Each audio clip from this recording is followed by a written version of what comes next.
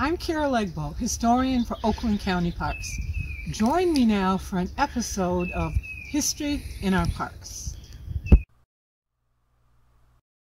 Historic maps, a key to the past.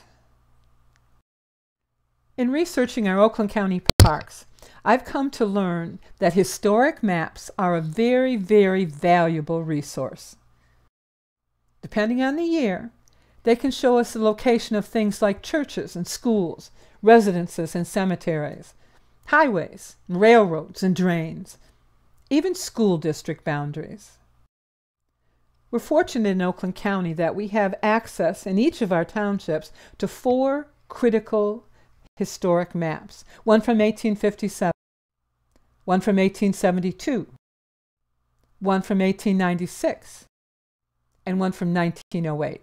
And by comparing these maps, we can look at change over time. If we take the 1857 map of Independence Township and we overlay the present boundaries of Independence Oaks County Park, we get a glimpse into what the parkland was like in the 1850s.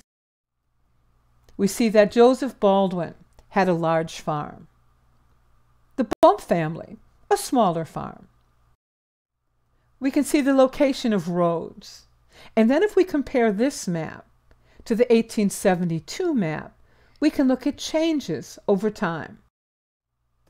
In this case, Ebenetus Baldwin, Joseph's son, has inherited the Baldwin farm. According to this map, the Blitz family has taken over the Bump farm.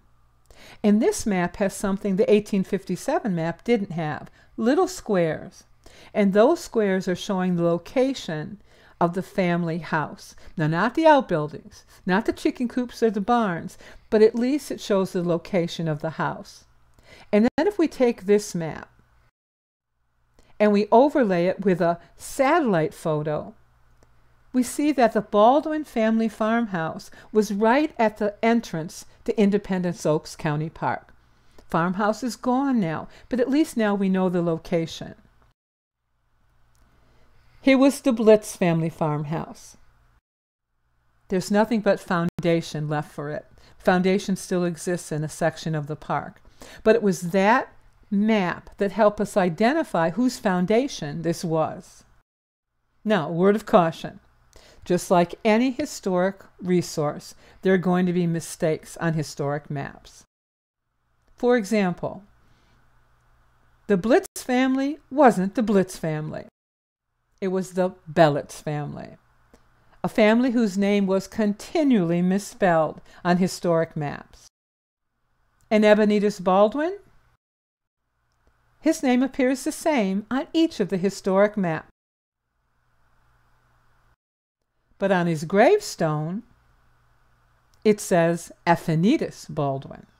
Now that may not seem like too big of a mistake, but if you think about it, if you're doing family history, names are important.